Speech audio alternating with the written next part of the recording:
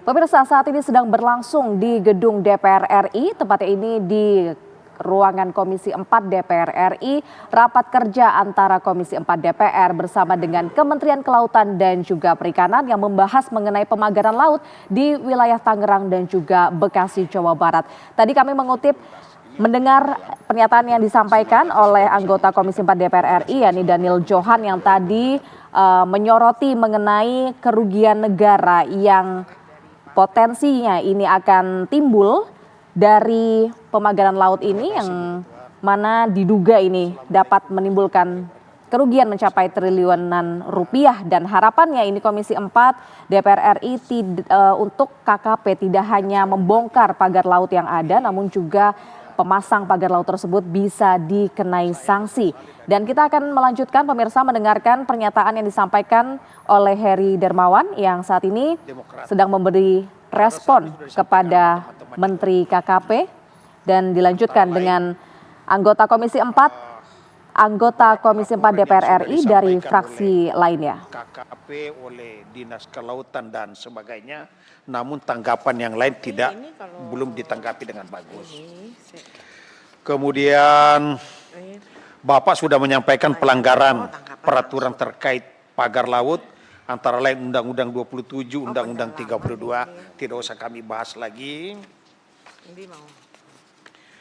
Kemudian ini yang perlu kami sampaikan, Pak. Dampak negatif dan nilai kerugian ekonomi pagar laut. Ini menurut pengamatan Demokrat.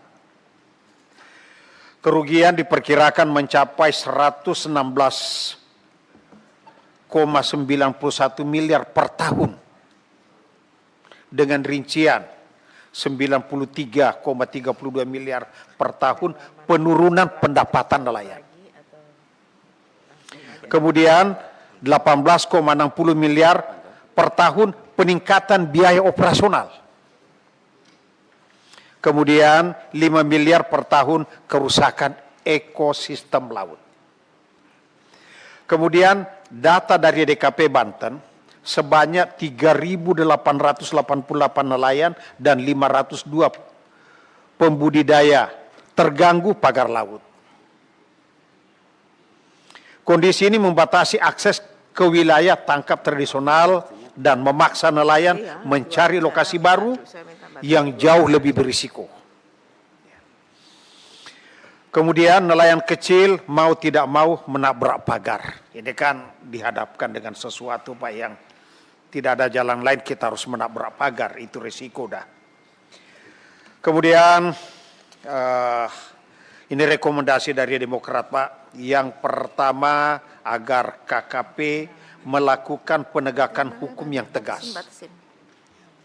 Yang kedua, peningkatan pengawasan dan pengelolaan melalui koordinasi antar lembaga. Yang ketiga, penggunaan teknologi pemantauan seperti drone atau satelit mengawasi pelanggaran wilayah pesisir laut. Yang keempat, pendekatan partisipatif. Tambahan, Pak,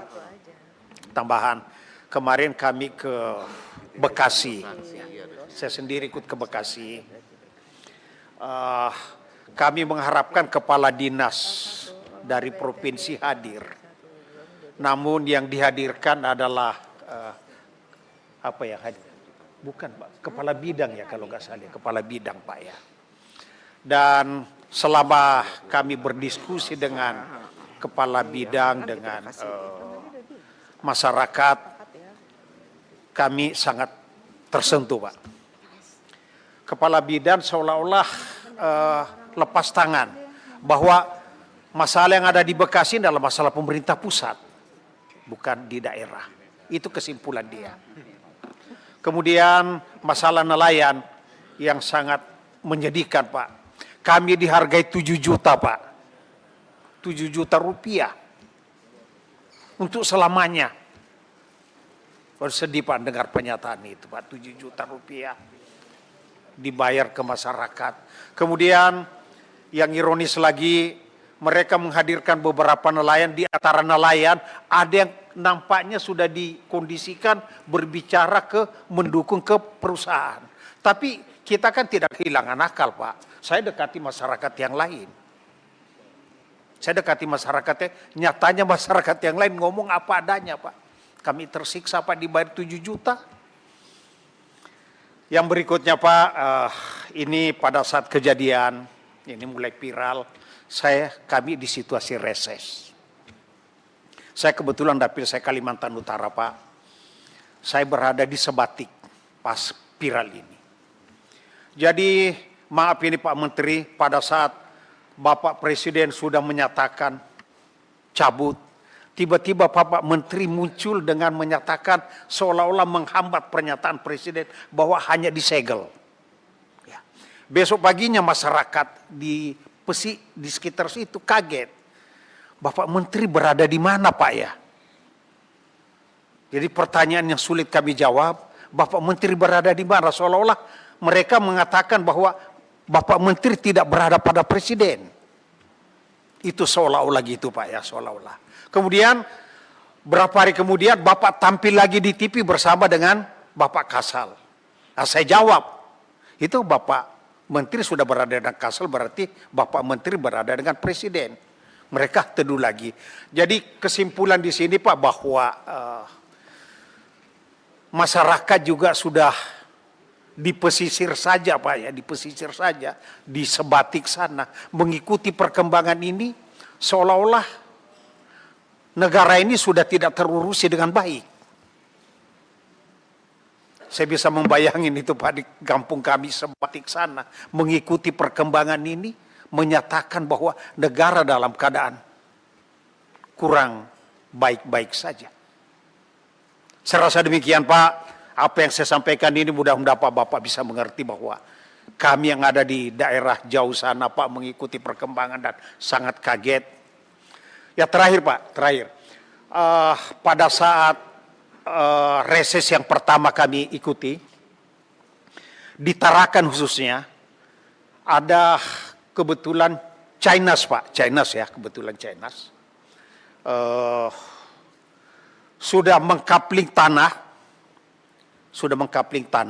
dan begitu kami datangi, termasuk saya yang datang, itu jawabannya dia begini, Pak, Bapak kok nggak tahu bahwa di Jakarta sudah dikapling-kapling tanah gitu Pak ya. Jadi kami di Tarakan ini ikut gitu. Nah segitu bahayanya persoalan ini Pak, sehingga Bapak harus serius. Sampai ke daerah imbas daripada ini sudah terlalu jauh Pak.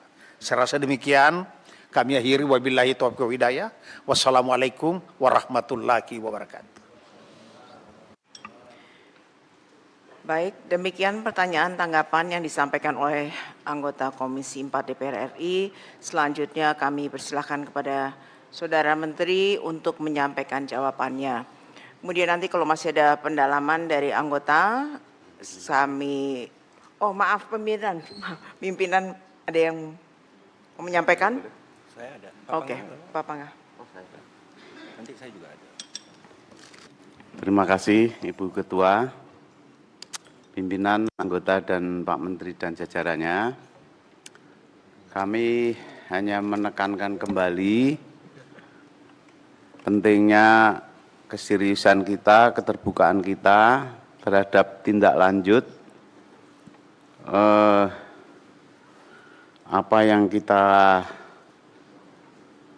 hadapi terkait dengan pagar laut ini ya, supaya masyarakat juga yakin bahwa kita serius, bahwa kita menanggapi kasus-kasus yang diangkat oleh masyarakat itu dengan tuntas.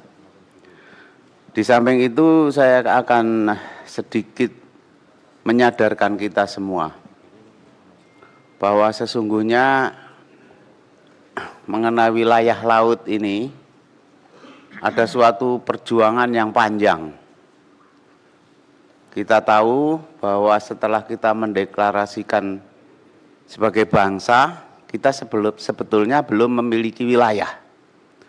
Sehingga kesadaran ini dimunculkan oleh Perdana Menteri Juanda tahun 57. Dan melalui perjuangan panjang, akhirnya diakui dunia, Bapak Ibu sekalian, melalui perjanjian hukum laut internasional Konvensi Hukum Laut Internasional UNCLOS tahun 82, sorry. Dan kita ratifikasi diundangkan melalui Undang-Undang Nomor 7 ya, tahun 82. Nah, ini harus menjadi kesadaran kita bersama, Bapak Ibu sekalian. Kita mengklaim suatu wilayah yang diakui, tapi kalau kita tidak bisa mempertahankan klaim itu, ya kita ditertawakan gitu. Oleh karena itu, ini menjadi kesadaran bagi kita semua, khususnya kepada Kementerian Kelautan, bahwa kita punya senjata yang kuat dengan adanya diakui Perjanjian Hukum Laut Internasional itu.